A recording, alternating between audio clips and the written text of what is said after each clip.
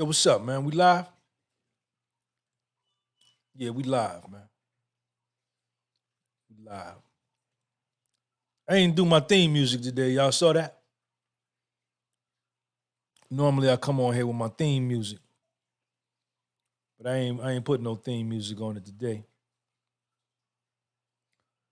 Shout out to all my subscribers. I love all y'all. I mean that.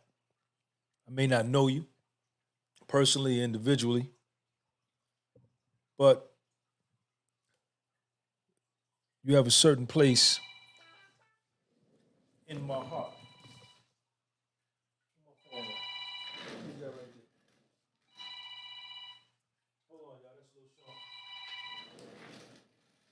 What's up, man?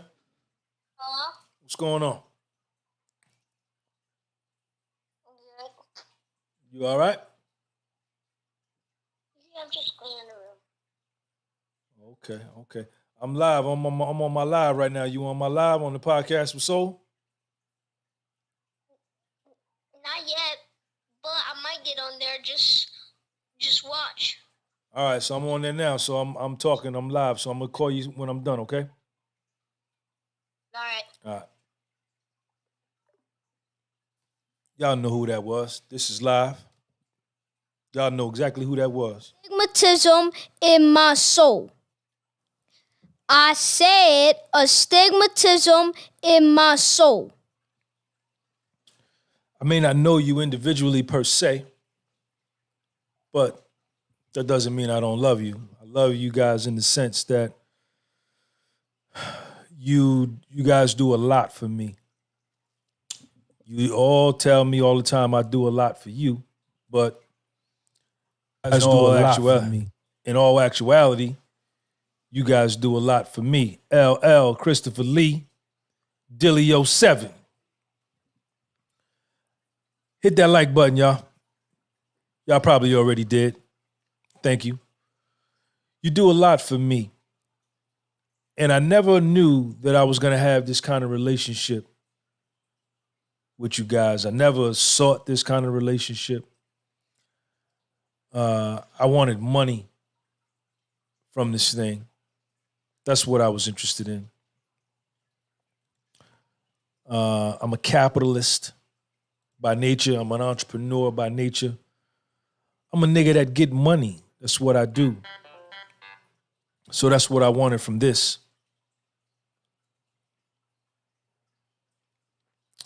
But I never knew I would grow to love you guys. And a lot of y'all love me because you tell me. You support me, and I appreciate that. Shout out to my man Roger, all the way down in Sumter, South Carolina. Bought volume 2 and volume 3 of my new books, Astigmatism in My Soul. He had already bought volume 1. Sumter, South Carolina represent. Shout out to Roger.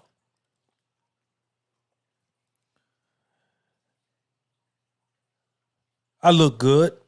I look fantastic. I'm an amazing looking man. I'm a handsome man. I'm fit over 50. And I look good. I got a great life. I got a dope life. I take care of me. I eat decent. I sleep. I work out daily. I mind my motherfucking business daily. I shut my mouth when I don't know what I'm talking about. I say please, I say excuse me, and I say thank you. I get a lot with that.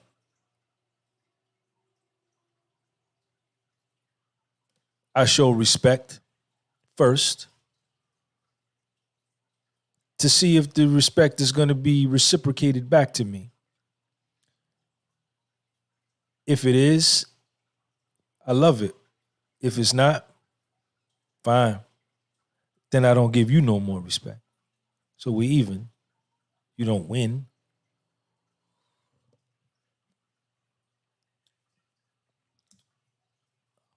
Black coffee. with honey. I got no cream. I ran out of cream and I ran out of milk. I got no milk. I got no cream in here. I'm going to get it. I just ain't got none right now. Trucker Ron in the building.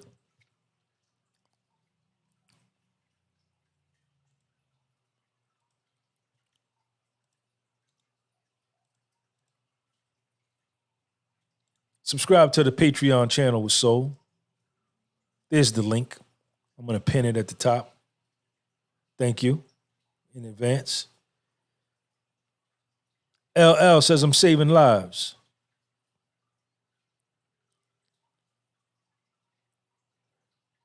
Hey, LL, call me.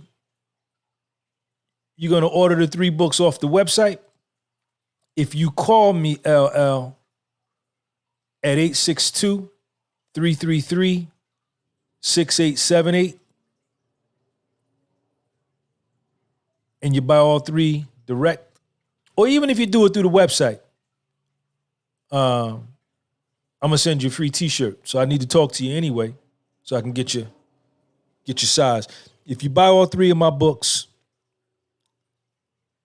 Volume 1, Volume 2, Volume 3, I will give you a free t-shirt. The link is right there. It's on the middle of the screen. GunbyPublishing.BigCartel.com. That's where you can get the books.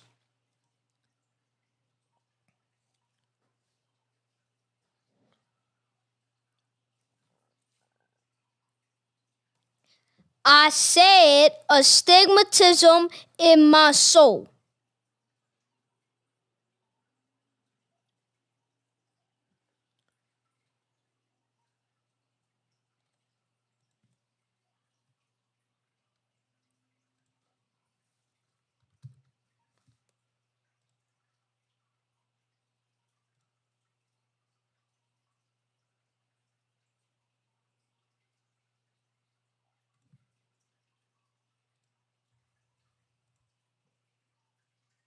I'm back. This video is on my heart. I wasn't going to do it. I'm sleepy. I got up early this morning. I was in the park doing my 10 sets of 10 at about 7:40 this morning. 10 pull-ups. Well, today I did 10 dips, 10 pull-ups, 10 squats, 10 push-ups, 40 reps. That's 1 set. I did 10 sets, so I did 400 reps. I've gained some weight, so my pull-up game is not where it usually is. And I had hurt my shoulder, my trap. So I had to lay off the upper body for about a week or 2 to let it heal. But being that I'm in such dynamic physical condition and I'm such a physical specimen, and I got Black American slave genetics, my body heals automatically by itself.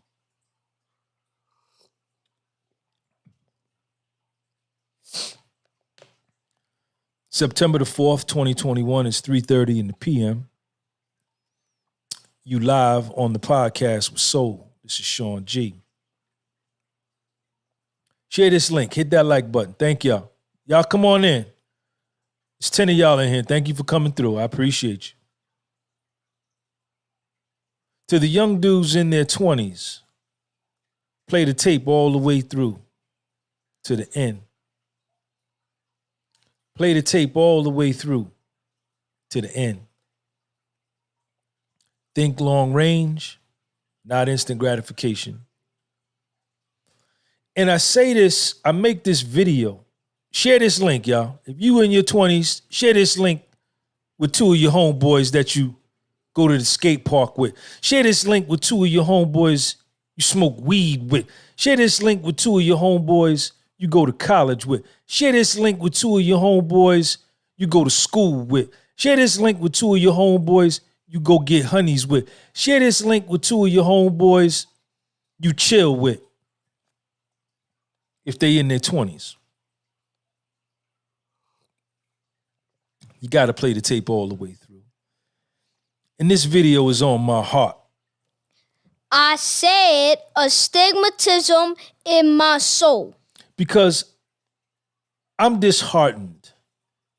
I'm disheartened. Sean G is disheartened. I'm discouraged, frustrated.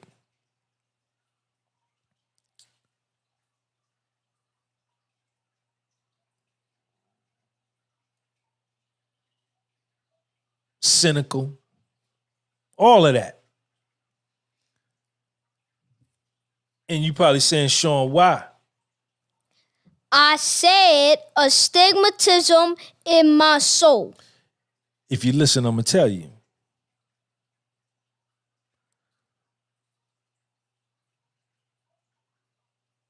I'm a YouTuber, I'm a podcaster, I'm a content creator, whatever you want to call it.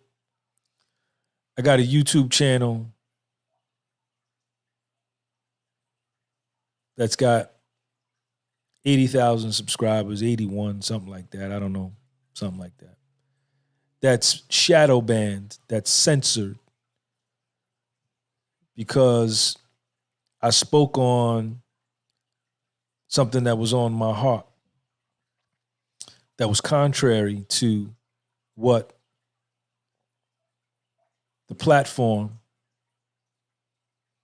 the propaganda and the agenda that they were pumping at the moment, still to this day.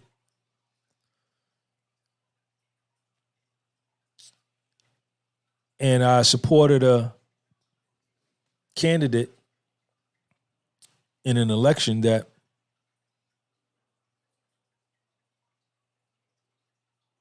has been turned into a pariah. But I bet everybody now, with everything that's going on in Afghanistan and all over the world, is kind of second guessing who we got as the commander in chief. And, you know, YouTube, Google is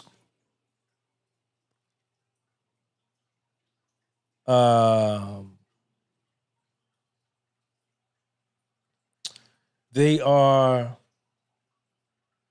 well within their right to censor or shadow ban whomever they want.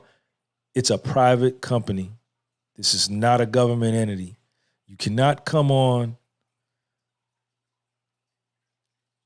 a private property and feel as though you want to do what you want to do. You can, but then the owner of that private property has their right to do whatever they want to do. If that means blocking you or taking your page down or shadow banning you, then that's what they could do. It's a private entity. It's a for-profit business. It's not a government entity.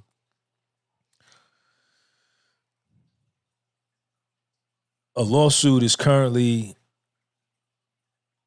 on the calendar in the state of Florida, federal court, challenging these social media platforms, Facebook, Google, Twitter, Instagram. And it's questioning the Section 230, the validity of it. And it's saying that these private entities, although they're private and they have the right to do whatever they want to do, they are acting as a governmental arm, governmental agency, sort of like a quasi-governmental agency, like the post office.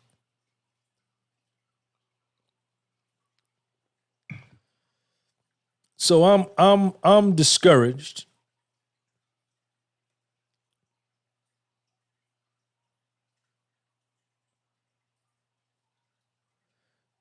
Shakir Akbars. By the way, Sean, if you still want to talk that topic, you can still do it on other video services like Odyssey, BitChute, and Rumble.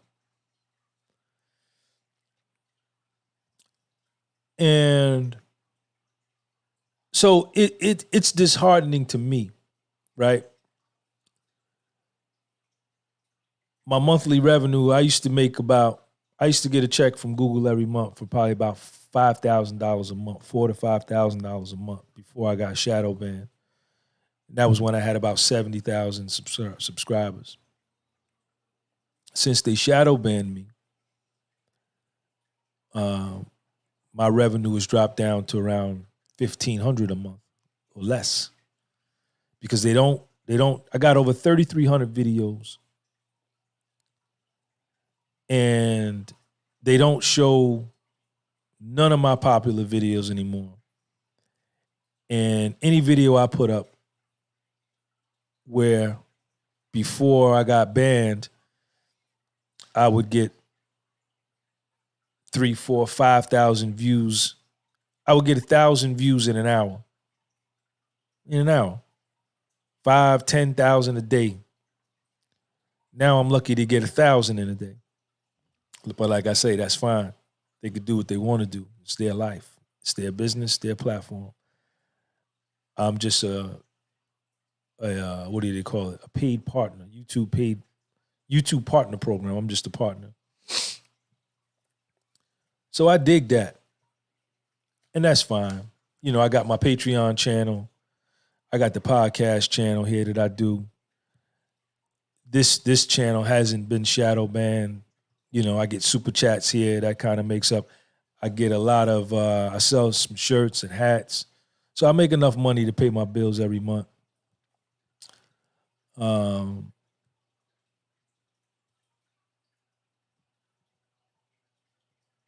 I'm going to get to the topic, but it's frustrating that, and this is going to segue into what I want to talk about.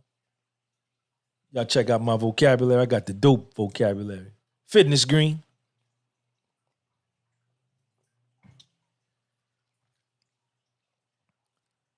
So sometimes I say, well, Sean, you know, is it even worth it to put the time in to do what you do, because you're fighting against an algorithm? It's not even a human.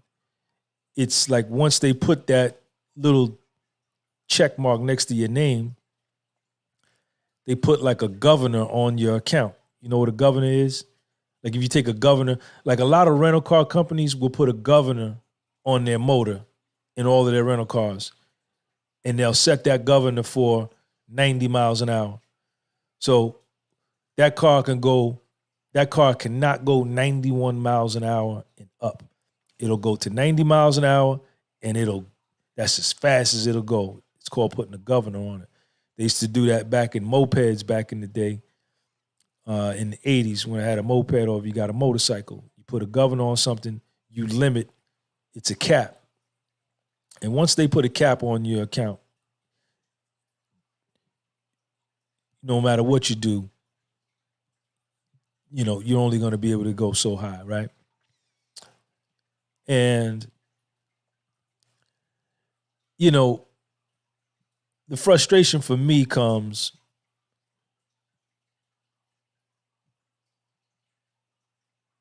is I know this is where I'm going with this, young dudes. This is where I'm going with this. I need y'all to share this link. Thank y'all for coming in. It's 18 of y'all in here. Please hit that like button. Hit that like button for me. Hit that like button. If you hit the like button, they'll send out more notifications, so they say. You know, I don't know. I've reached out to YouTube several times, you know, asking them about my account. And you know, you don't talk to a real person. You talk to you do a chat, and you know, they send you back the same answer over and over and over. And I think they take exception to you asking them, because usually after I ask them about it,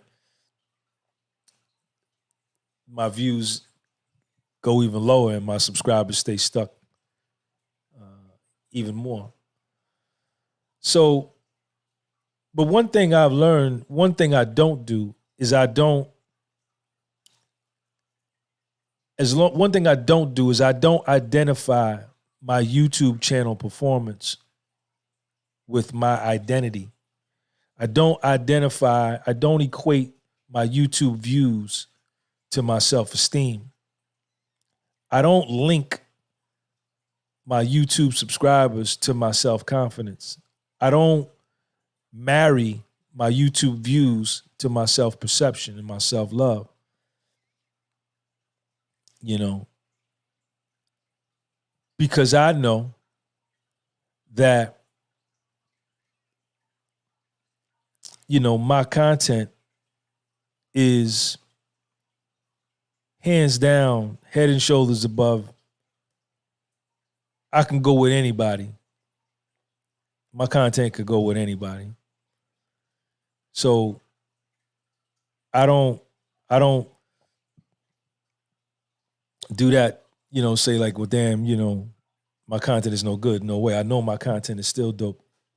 I just try to decide whether I'm going to continue to do this because I'm working against a computer program and a censorship and a ban.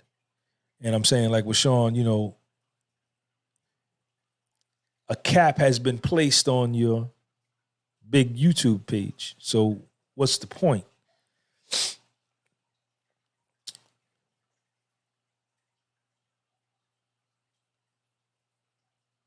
And that's usually where I go. I usually get frustrated there, right? Time for a cup of coffee. I said astigmatism in my soul. But I got so many people. I got a true following of people that follow me, that really, really support me, that subscribe to all of my channels, subscribe to my Patreon. They buy my shirts, they buy my hats, they buy my books. You know, they watch my videos, they comment, they follow me on Instagram. And a lot of them are young dudes in their 20s. And at this stage of the game, I don't hang them out to dry. You know what I'm saying? I don't hang them out to dry. And these people from all over the world, all nationalities, all creeds, all religions, all nationalities, colors, shapes, sizes, all of them. Fit over 50, everybody. But this is where I want to go with this podcast right here today. I go on YouTube and I see the buffoonery, the black buffoonery. I see YouTube channels focusing on girls getting on there, shaking their ass, very low vibrational stuff. 50,000 views in 2 days, 3 days. And all she's doing is showing her ass, her panties. For some reason, in 2021, it's still, y'all heard that? That must be my phone. They still talk about, somebody just bought something. They still talk about Tupac and Biggie in 2021. Who bought something? Massimo Mancini. Shout out to Massimo Mancini, man. He just supported. Let me give him a shout out. Massimo Mancini in London. Fitness Green, real recognize real. It don't never stop. Could you send me the black t-shirt with your face on it? Please, size medium with it, big bro. Much respect and love to you. And Lil Man, I got 2 boys, age 9 and 6 myself. I'm 32 years old. Check out my new YouTube channel, Fitness Green. When you can, I'm going to be uploading great fitness content soon and take over in Great Britain. Then when I get big subscribers, we be doing a live fitness collab via Zoom, my man. United States to Great Britain. Respect for everything you do and keeping it real, man. Shout out to Fitness Green, man.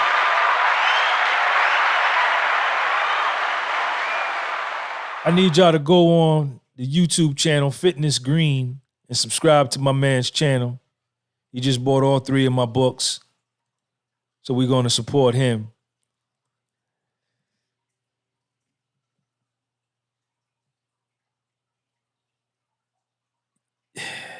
You know, gang life is promoted on these social media platforms. Killing, drug using,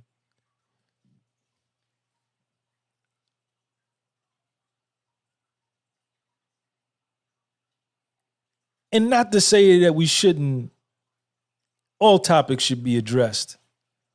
But to me, it seems as though these topics are overly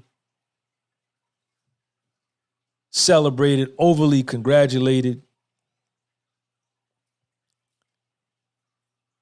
Gang members, gang murders, how many times you've been shot, how many times you've been to prison, who you stabbed in prison, how did you stab them?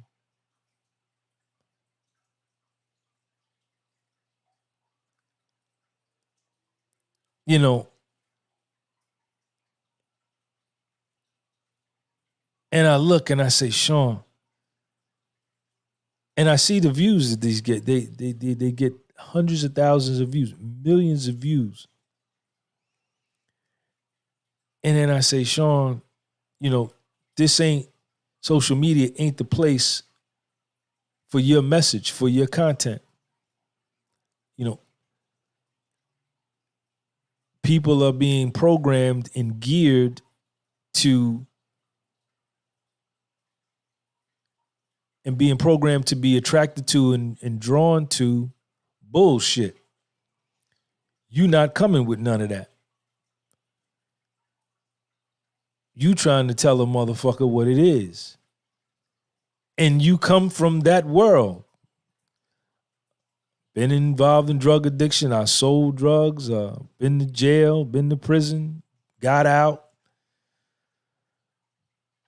All of that. I talk about it more so to just let you in to see that part of my life, that I'm from that world. I've been that world. I started smoking weed at the age of 12 in 1981. Yeah. Sean, what's up? I was a child. I was 12 years old in 1981. I started smoking cess. Coffee break.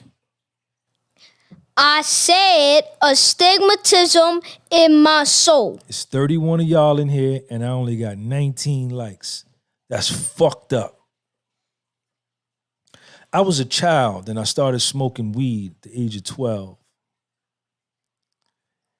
And I got high throughout the whole 80s.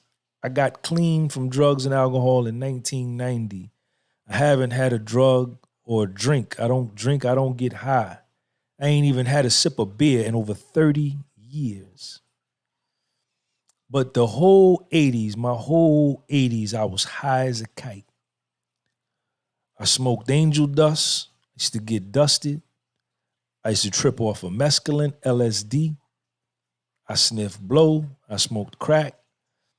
I drank MD 2020, Budweiser, Heineken, Beck's, OE, Colt 45, Mickey's, Schlitz Malt Liquor Bull, Red Bull, Tanqueray, Beefeater, Bacardi, all of that.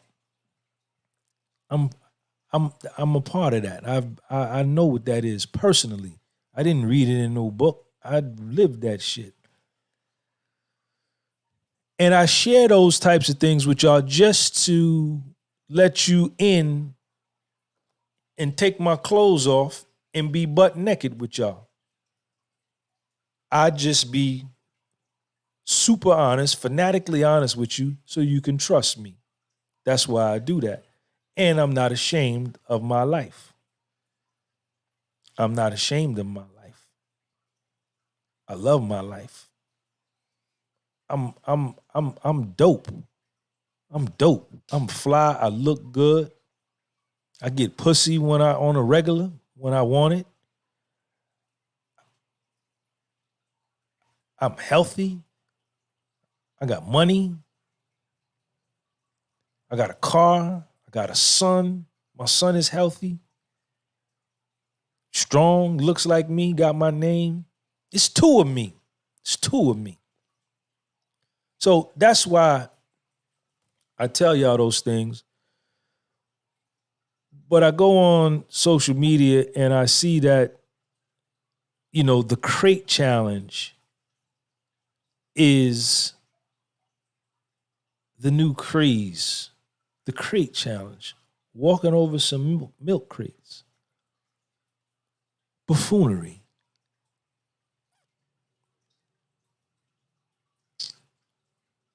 This is very popular. Not everyone's speaking about that. The Dipset Locks versus was huge news for 2 weeks on social media. And we should entertain ourselves. It shouldn't always be serious. We all need entertainment. We need downtime. We need to be distracted.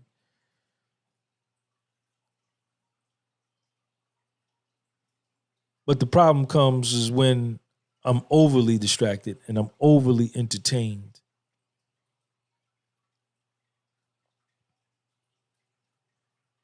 You know, and I'm not dealing with my reality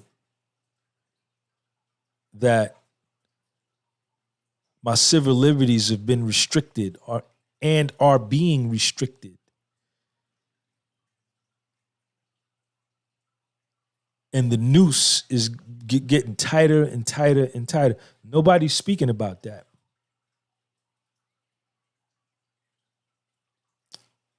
But we want to talk about rappers killing other rappers and black on black crime, black buffoonery, walking over crates, shaking your ass, smoking weed.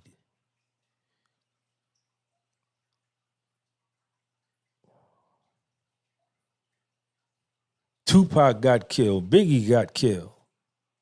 Death Row, Bad Boy, Puff. Let's keep talking about that 30 years later. Let's keep talking about the murder.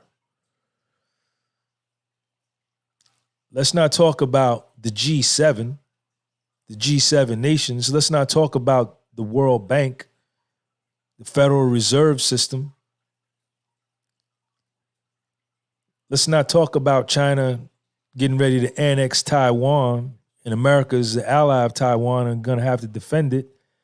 Let's not talk about over 7,000 vehicles, American military vehicles left in Afghanistan, 60 million rounds of ammunition, bunch of Black Hawk helicopter, people left, things that impact our daily lives. Let's not talk about that. Let's talk about the buffoonery.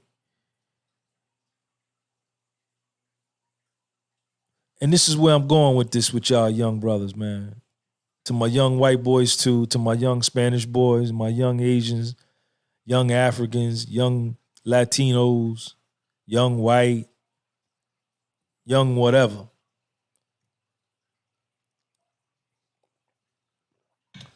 While you are taking all of this information in, subconsciously, you are being programmed to believe that you have to engage in this kind of behavior in order to be someone.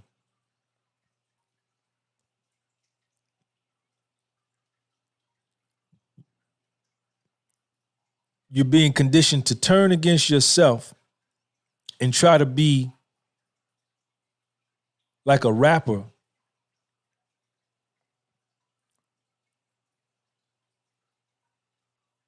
and how he dresses, how he walks, what he talks about in order to be accepted or liked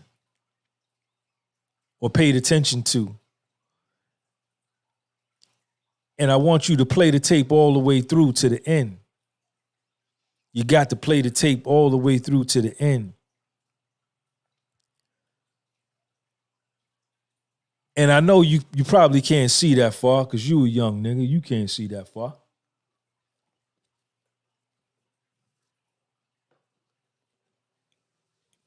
All you can see is probably just the here and now.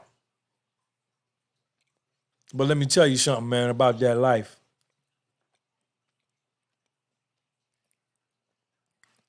Don't try to be something that you're not. Don't try to be something that you're not. Because it could get you into a lot of trouble, man.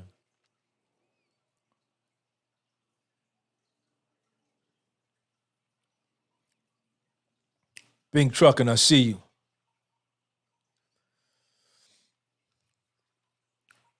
You got to play the tape all the way through to the end.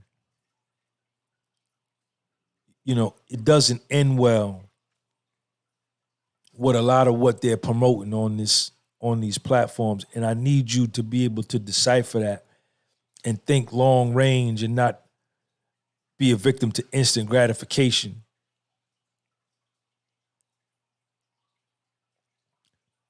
Because the one thing that you hear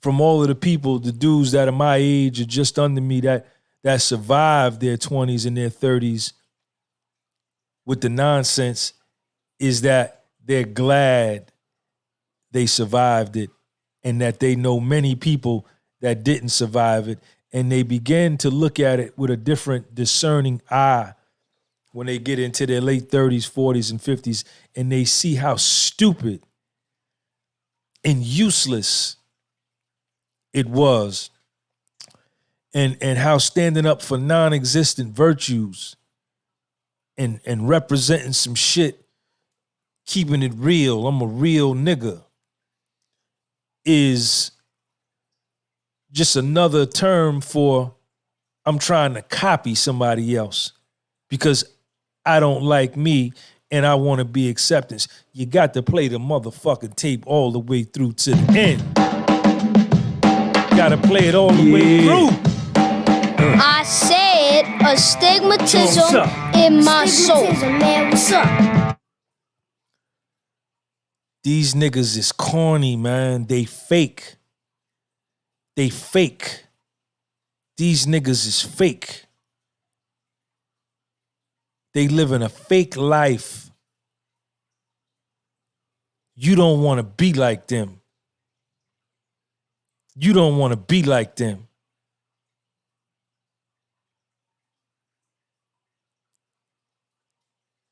You want to be yourself. I put up that video on the PPP loans,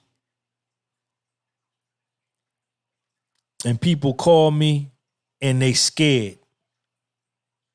They scared. Yo, Sean, man, you think I could go to jail? You think I could? Yeah. I said astigmatism in my soul. Yo, man, you think I could go to jail for this right here, man? I ain't never been in trouble. You think I could? And I ain't gonna say no names because I don't do that. I ain't never ratted, ever. I've been getting in trouble since goddamn 1981 when I started smoking weed, 82. Never once. And it's always the story of, yo, my man, my homegirl, she knew somebody, and then they just said, yo, we're gonna do this, and then the money showed up. That's what doing what somebody else suggested you do. You wanting to be down, breaking the law like a motherfucker. Knowing you can't handle that kind of pressure.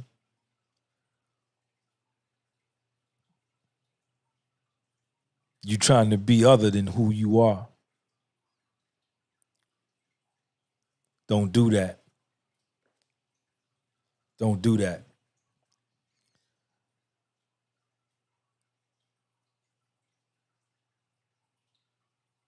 And I could tell you this because I did it. I used to be you. I was a young nigga with no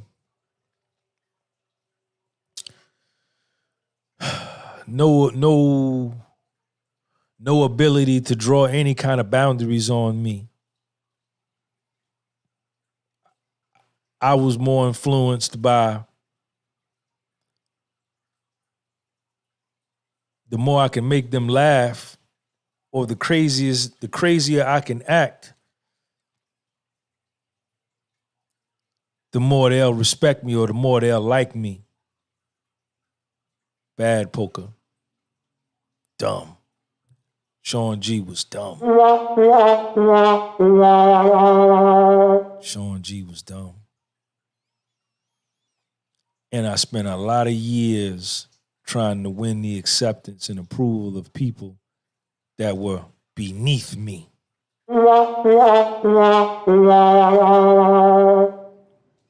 People I had no business hanging out with, nothing in common other than we was the same age. That's it. And I got myself into more shit trying to be other than that all I really had to do was just be myself. I was in my 20s.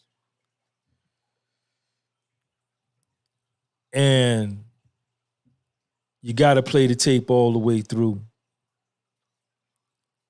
Man, if I do this, what can happen? How can this turn out? You got to play the tape all the way through to the end. You got to have consequential thinking before you jump into some shit. Relentless, make LaRue Phillip.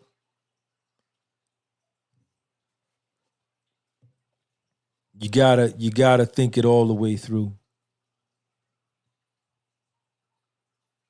You gotta think long range because life continues to go on. You know, the tape don't end well. My tape didn't end well. My tape didn't end well. I don't give a shit if you get high, if you drink. I don't give a fuck what you do. Me, personally. Nigga got that motherfucking Fed look. I don't care what you do. Knock yourself out. But what started off as something... See, what's always shiny and glossy looks good in the beginning. It's very attractive. And then when you take it and you get it home, you realize it ain't what it looked like. This is dull. This is a dud. The tape didn't end well for me. But I'm still here. You know, and my message to you young dudes is, man, don't let these niggas, no. Get him, Sean. I said astigmatism in my soul. Don't allow yourself, because you're responsible for yourself. Don't allow yourself to be tricked into thinking that you gotta talk a certain way, walk a certain way, dress a certain way, or behave a certain way in order to be cool or accepted. You don't have to do that. The greatest love of all is when you love yourself exactly as yourself. And when you can do that, you become super attractive. Number one, you become super attractive to yourself. You begin a love affair with yourself. Number two, the honeys be on you because of your truth, because you live in your truth. You speak your truth. You stand in your truth. You represent your truth. You are your truth. You live your truth. You're not ashamed of your truth. You don't run from your truth. You don't go against your truth. Honeys love that. And the fake niggas that you hang around with that's faking, because if you in a crew and you acting other than who you are to get and win acceptance by them, they doing the same thing. So all y'all phony, all y'all fake, all y'all full of shit. So when you stop being like them and begin to love yourself, you become attractive to them, because it's painful trying to be other than who you are. It's painful. It's easier to be yourself. And you got to think long range, man.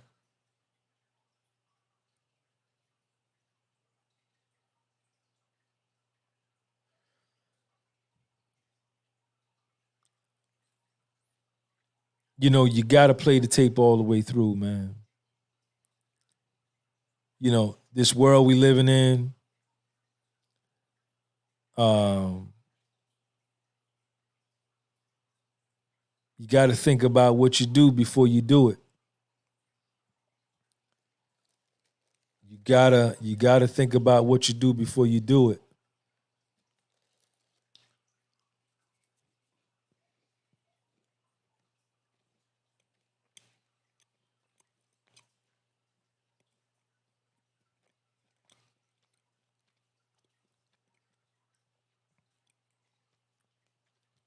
Be who you are, man. If you like working on bicycles, then work on bicycles. You don't have to be a rapper to be cool. You don't have to be, you know, if you like working on buses or tractor trailer trucks, then be that and be the best at that. And stay true to that. And you can do all right with that.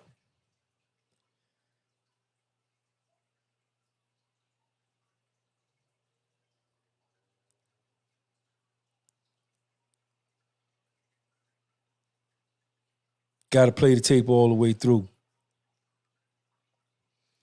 You know, you got to look at your mistakes that you made, the things that you've done, and you can't repeat them. You got to make new mistakes. You got to make new mistakes. You know, you gotta think it all the way through, man. You know, I recently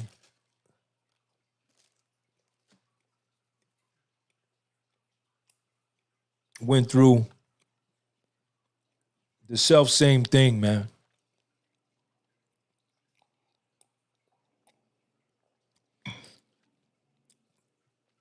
My mother passed away in October. And my mother left a will to little Sean. She left everything that she owned to him. She didn't leave it to me. She didn't leave it to nobody else. She left it to him.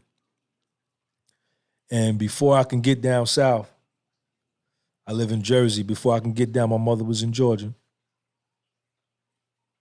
She died rather suddenly. She got sick on Wednesday, and she died Thursday. And I had spoke to her. I spoke to her Wednesday. She didn't sound good. I woke up Thursday. I spoke to her on the phone. She sounded like her true normal self. She sounded great. And she told me, she said, yeah, how you doing? I'm in this old hospital bed. I don't even like this hospital bed. You know how these hospital beds is. Oh, man, I don't even like. And then she said, hold on, I'll call you back. And that was the last thing I heard from my mother. That was the last thing I heard. And I got a call. That was like 7 o'clock that morning, Thursday morning. By 3 o'clock that afternoon, I got a call back saying she was dead. And before I can get from Jersey to Georgia, my piece of shit family went in her house, stole all of her belongings, including Little Sean's will, and they ripped it up. Or they kept it. They did something to it. And they took it from him. Check this out. Check this out. Y'all think I'm fucking playing with y'all? I ain't scared of y'all motherfuckers. Yeah. Sean, what's up? Astigmatism, man, what's up?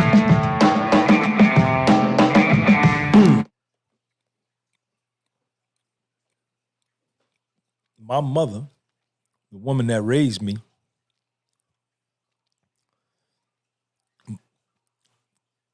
my mother, when I went to federal prison for 16 months, 15 days and 19 hours, she sent Little Sean's mother $10,000 on my behalf for his child support while I was gone. Yes, she did. I got one visit when I was at FCI Morgantown. I got one visit. Guess who it was? It was my mother and Little Sean. Yeah. At 72 years old, she jumped on a flight, flew from Georgia to Newark, and then my man Patrick came from the Bronx and drove them from Newark to West Virginia, 6.5 hours to see me, and drove them back. And she paid Patrick to bring me, bought all the gas, got him a hotel room and everything, and they came to see me. That was the only visit I got when I was my whole bed. It was short. It was only 16 months. Still a long time. And before I can get down south to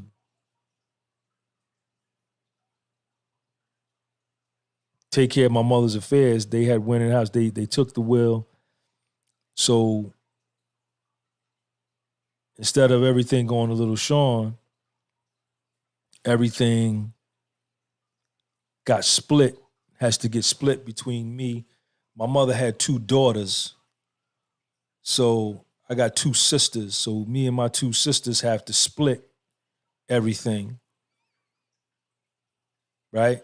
So instead of Little Sean getting 100% of what she wanted him to have, which is what she told me, now he gets 33% because they took the will.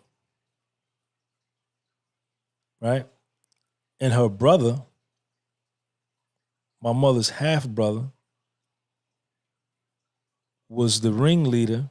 This was someone who she trusted. This is someone who she trusted. He wrote her insurance policy. I don't know how many insurance policies he had on my mother. He changed the beneficiary form on the insurance policy from Little Sean to a retard cousin. This is what her brother did, who she trusted. And the lawyer she told me to call, who had the will, wouldn't answer my call when I got down there. I went looking for her. I went to her house. Knocked on the motherfucking door. Bitch, where you at? My mother said you got her will. She said you got Little Sean's will.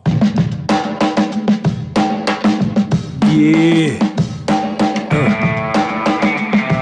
Sean, what's up? Astigmatism, man. What's up?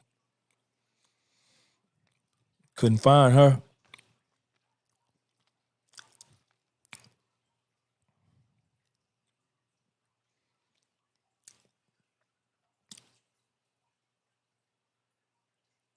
How you think I felt?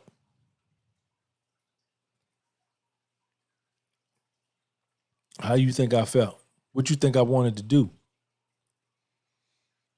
What you think I wanted to do? You can't even imagine, unless this happened to you. I ain't never, ever in my life been pushed to that extent.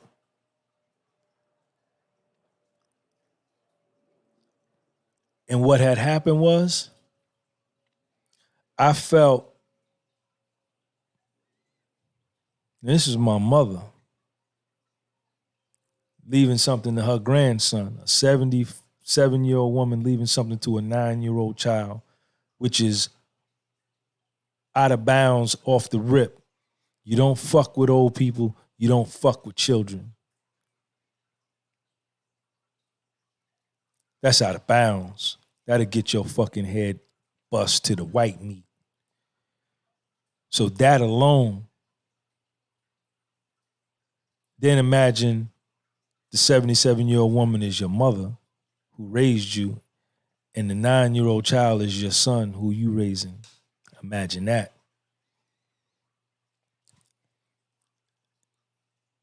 So I felt I was hurt. I was beyond angry. I don't even know if there's a livid, angry, don't even do it no justice. I was disrespected. I felt humiliated. I was embarrassed.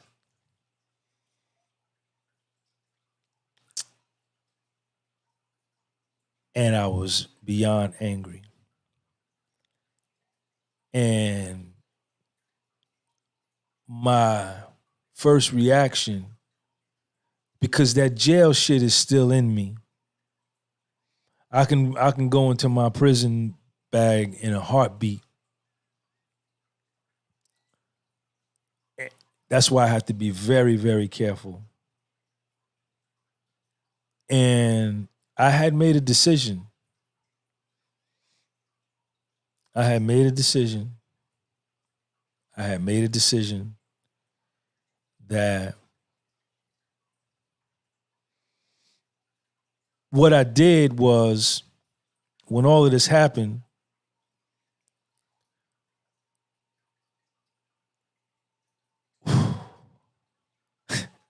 it was a setup. Because what they wanted me to do, they knew that I was my mother's favorite. I was my mother's favorite child, hands down. And then when little Sean was born, he knocked me out the box and little Sean became her favorite. I mean, really favorite. And what they did was they thought that when all of this went down, and as I began to discover that I was going to go down there, I was going to smack somebody upside the head, I was going to bust somebody's head to the white meat, they were going to call the cops, get me arrested for assault in a little country town in the state of Georgia. This New Yorker, New Jerseyan coming down here, putting hands on people, get me an assault charge, put me in jail, and get me out of the way so that they can have a buffet line with all my mother's property. She had 3 rental properties, her main house, probably somewhere about a $300,000 estate. But I learned a lot in federal prison when I was there. And I said, Sean, I said, don't do that. Go to the law. Go to the law. I could have made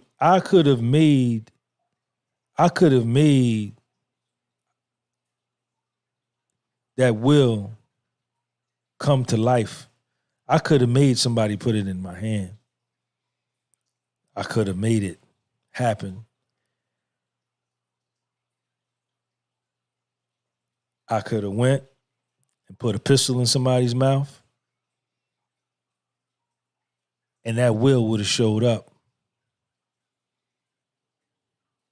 But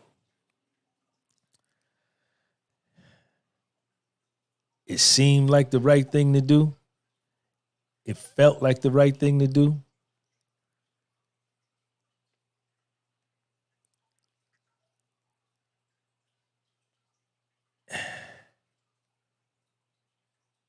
And it probably would have been the right thing to do to get the document in my hand. But once the document was in my hand, then what? You know? Could I have got away with it? I wrestle with that a lot. How would I have done it? You know, when I would have had to do it at a time when it was expected that that's what I was going to do. Because these people, this is my mother's family. I don't even call them family.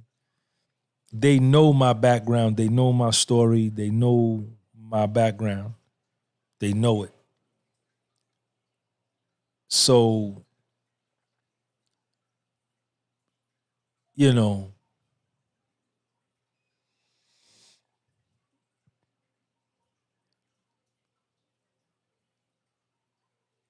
I decided not to do it that way, right? So I said, well, Sean, go to the police. Let's do this the right way. Let's do this the right way. Let's not do it in a way that you could jeopardize your freedom. You could jeopardize kidnapping charge or whatever. And I went to the police and they did nothing. They did absolutely nothing. So now I'm even more upset. Now I'm beyond any type of anger I ever felt in my life. And I said, I tried to do the right thing, the right way, use the right channels. I then chose not to do the other thing, fucking somebody up.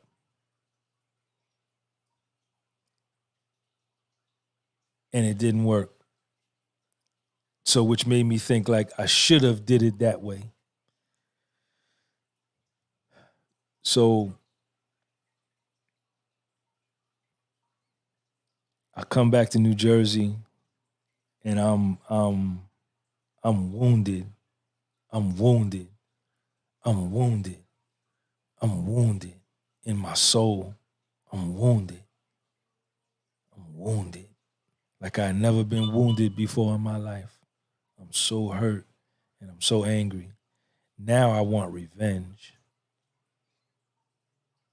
Now I want revenge. You stole from my mother who wanted to give something to my son.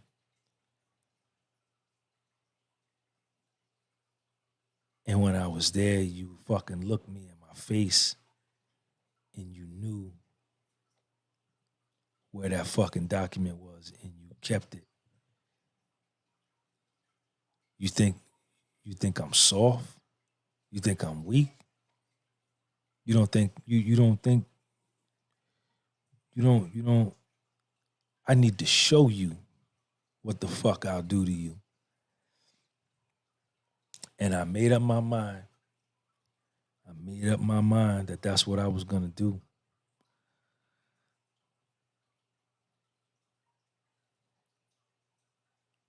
And I made preparations. I made preparations.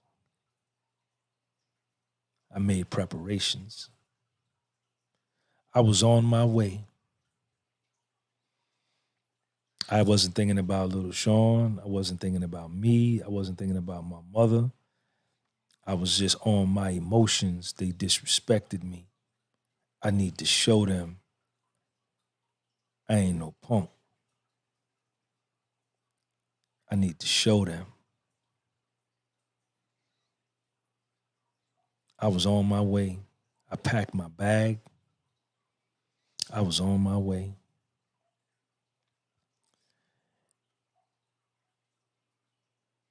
I had dropped little Sean off by his mother.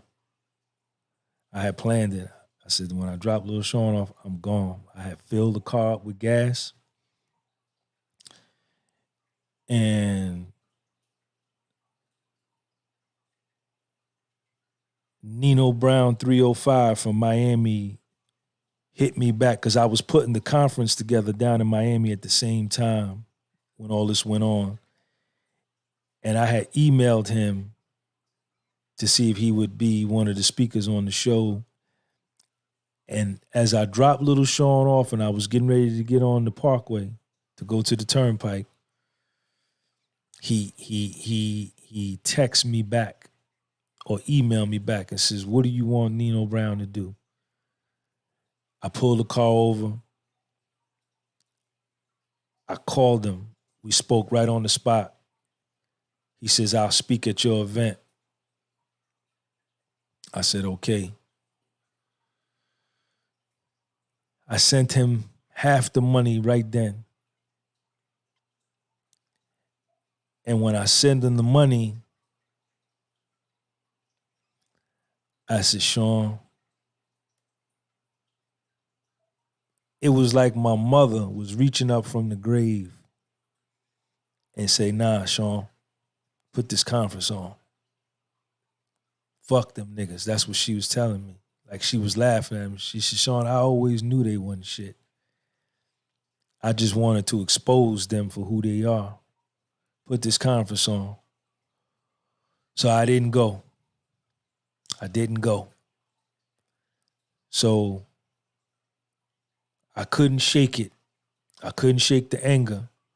I hadn't decided that I wasn't going to go see some people because I know exactly who I was going to see first. I knew exactly what I was going to do. I was going to make them feel, I wanted them to feel the pain that I felt.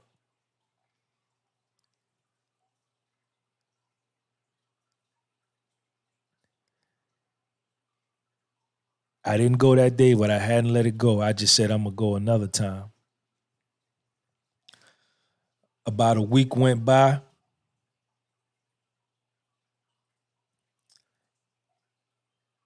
And I got a text message back from Wallow267. He said, Sean, when is your event? I'll speak at it. I called him on the phone. We talked about it.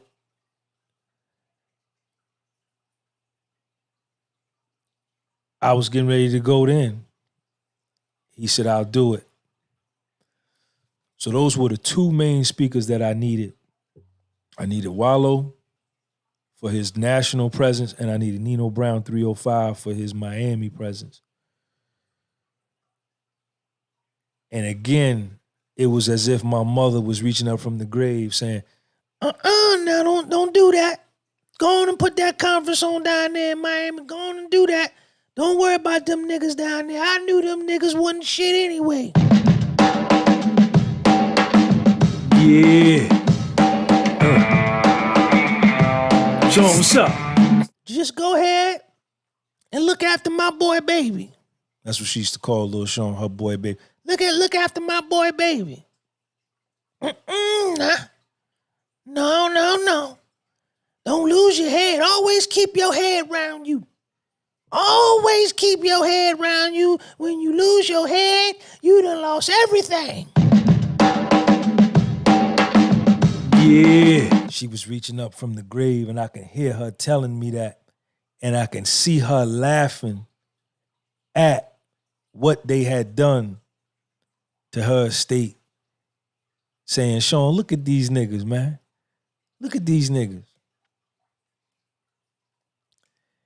And I went and met Wallow. I gave him half the money. And I still wasn't satisfied. And I talked to Wallow and Gilly.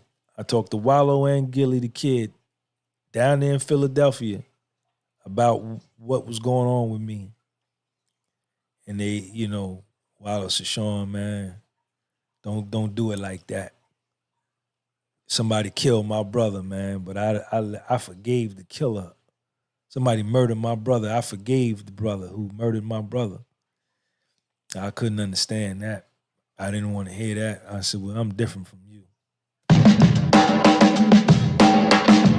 Yeah. Sean, what's up? Stigmatism, man, what's up?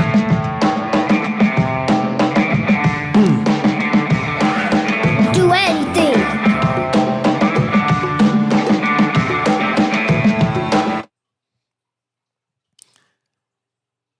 And everything with the conference just started to fall in line.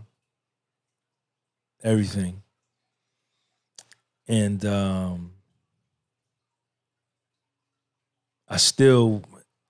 plan was still on. It was just being delayed as far as I was concerned. It was just being delayed.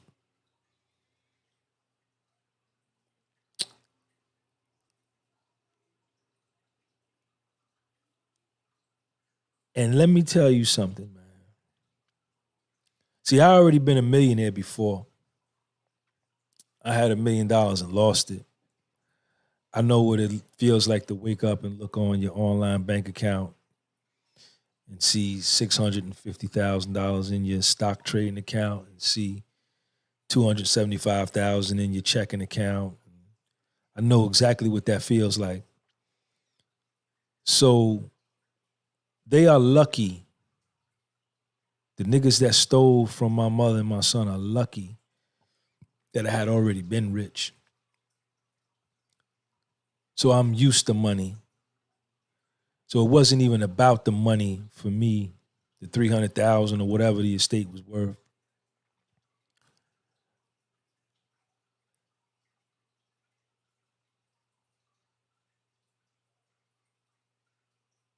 It was about the principle they stole.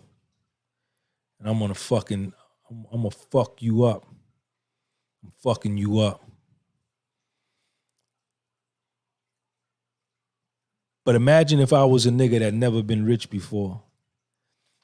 I had a platform. I had my YouTube channel. I had my Patreon channel. I got my merch. I got my brand. My brand is already in motion. Now imagine if I was a nigga, I didn't have no brand. I was unemployed. I ain't never been rich. And they did this to that person who ain't never had no money. And this was their shot to get some. They would have all been dead. But money don't move me. Money don't move me. I had money before, I'm going to get it again. Let me tell y'all another story. You want to hear another story? All right, I'll tell you anyway. I applied to be the administrator of my mother's estate.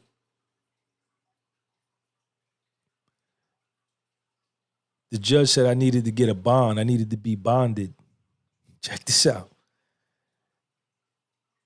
I need to be bonded to give something my mother wanted to give to my son that she told me out her mouth. They wouldn't bond me because I got a felony conviction. Yeah. Sean, what's up? Could you imagine how I felt then?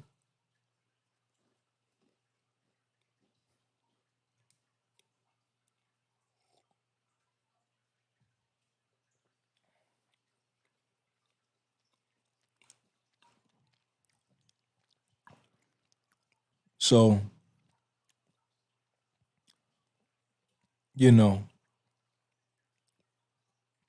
I never went. I never did. I didn't move on what I see. For me to go get revenge, I would have had the protection of the sun, moon, and stars because I was in the right. That is the right thing to do. But according to the United States of America prison industrial complex, which incarcerates massive amounts of Black American males, I would have been at the front desk asking for a room in a maximum security prison had I went and did what I, by right, by universal law, had the right to do. So I had to look at that part. And I had to look at the part, I had to play the tape all the way through that my mother loved Little Sean more than anything. And me knowing that, and then me knowing how much Little Sean loves me and how important I am to his life and his stability, mentally, spiritually, physically. If I put myself in a position to where I go to prison, my mother's upset. Why did you go to that? Why did you do that? Why did you do that? Now who gonna take care of Lil Sean? Who gonna take care of my boy? Why did you go down there messing with them people? I knew them niggas wasn't shit. That wasn't nothing but some little money. That ain't nothing. You can get that back.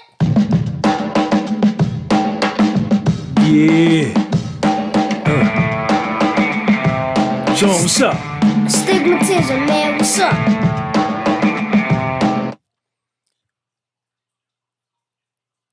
That's some bullshit.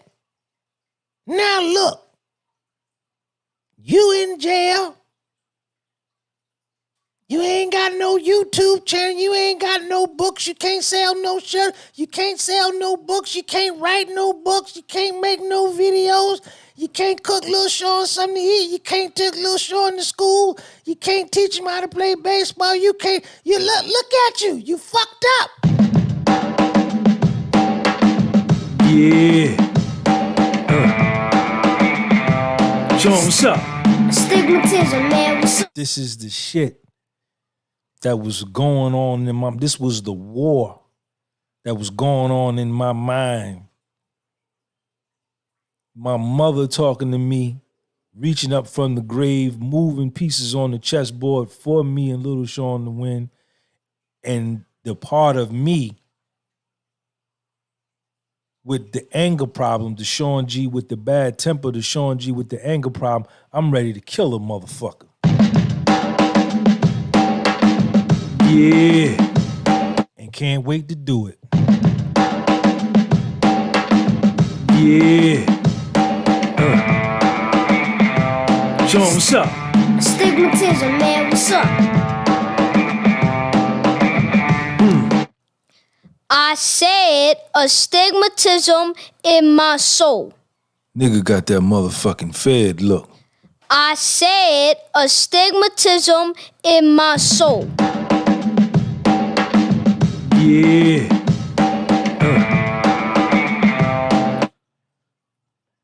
So I had to play the tape all the way through. And I'm here with y'all on this microphone with these headphones on my head with this Mets hat on.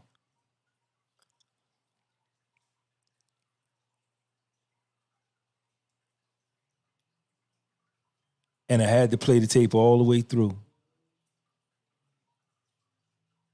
You know.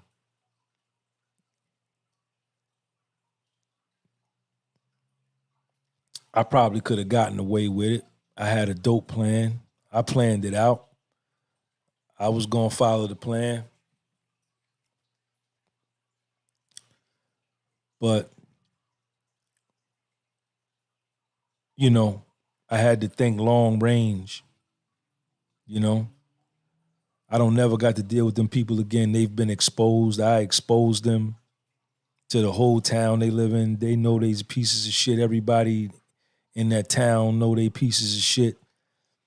You know, not one of them ever. And then I had to look because I thought that like they played me for the chump, right? But really they didn't. You know, they didn't come up on me human to human within arm's reach of me and take something out of my pocket, beat me and take it from me. You know, that's a different story than being a thief in the night and stealing it on the sneak tip before I can get there. Big difference. Never in the history of the world would any of them ever imagine coming up to me personally and taking it, anything off of my person, even a fucking paper clip. Wouldn't think of it. And I talked to a lot of dudes, man. I had to reach out. I had to reach out to some niggas I was in prison with. I had to reach out to some niggas that I know that have done things to people permanently. And uniformly, they all told me, this is Sean, man, before you do anything rash, let's talk about this. And I stayed on the phone with them. And these are niggas that done got busy before. I was in prison with them. This is Sean, man. You know, you got to think this thing all the way through, man. Slow down. Let's think about this. And that's where,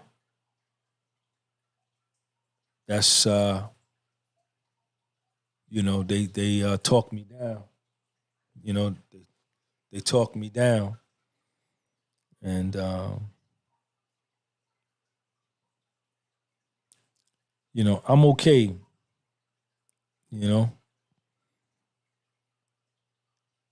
See, the one thing they got to worry about, the one thing they got to live with the rest of their life. Just look at what they got to live with the rest of their life. That I stole from an old woman and a child, right? I got that on. I got to deal with the universe with that. The universe saw everything they did. They got to deal with that. So they got karma coming back at them, right? And I'm still alive. They got to wake up every single day of their life knowing that Sean is still alive. Me. And he knows what we did. That's a horrible existence. So, to all of you young dudes, man, play the tape all the way through. Because me having gone to prison too was a big help. Because right now, when I get off this live, I can go make me another cup of coffee in my coffee mug with my name on it. I can watch my TV, whatever channel I want to watch. I don't got to watch it in a big room with a bunch of niggas and listen to it through a goddamn headphone. I can go in my kitchen and open the refrigerator. I can go in my bathroom. I'm the only one that use it. You know, I don't have to worry about getting reduced down to getting a tray in a jumpsuit and flip-flops. And I'm sitting in a cell 9 by 12 with a shiny piece of stainless steel for a mirror and a stainless steel toilet that I got to put my milks in to keep them cold. and I'm sleeping on a fucking metal bunk bed with a mattress that's the size of a mat. Nah, I got a nice bed in there. I got a nice queen size bed in my room with some Tommy Hilfiger comforters, some nice sheets.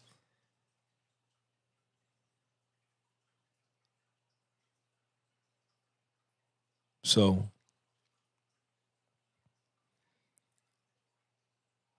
before y'all start following these guys and thinking you got to live this kind of life, you got to shoot somebody, you got to kill somebody, you got to assault somebody, a lot comes with that.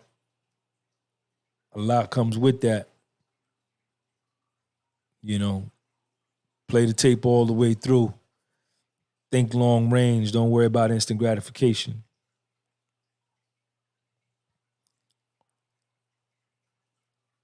Play the tape all the way through.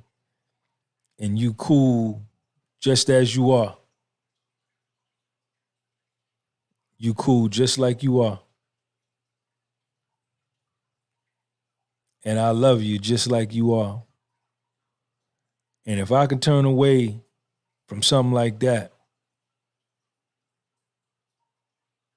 you got to look and ask yourself if you could turn away from some things, you know, because it's about being here. It's about being in your kids' lives. It's about having kids. If you don't have no kids, one day you want to have some. It's the best shit in the world. It's the best thing in the world. I said astigmatism in my soul. And I'm going to get my money. You know, I'm going to get my $1 million back because I'm out here and I'm free. If I'm sitting in a goddamn maximum security cell, I'm fucked up. I'm fucked up. So I hope y'all enjoyed this story and this topic. To the young dudes in their 20s, play the tape all the way through to the end. Think long range. If nobody don't come up to you and put their hands on you, try your best to let it go. If they dissing you through social media or text message or whatever, or gossip,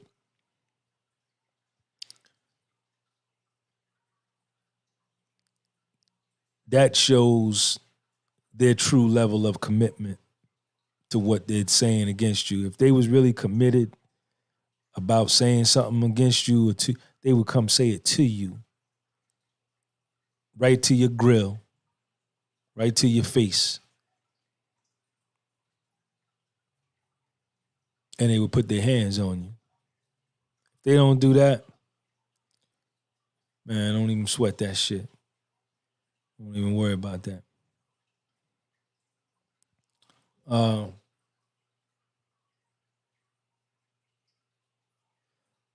Hope all y'all are doing well. My name is Sean G. This is the podcast with Soul. I'm tired. I got up early. I worked out already. I'm getting ready to get back on my weight loss shit.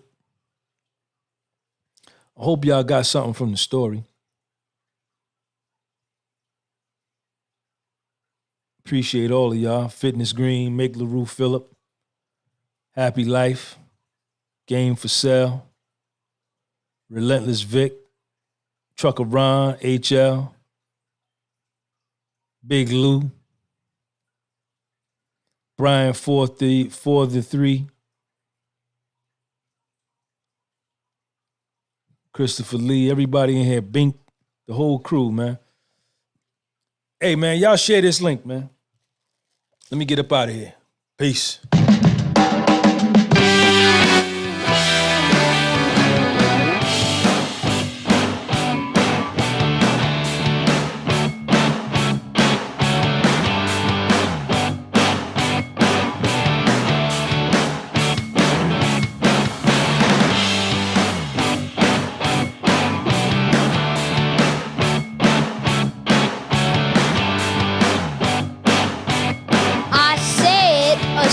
Astigmatism in my soul. I said astigmatism in my soul.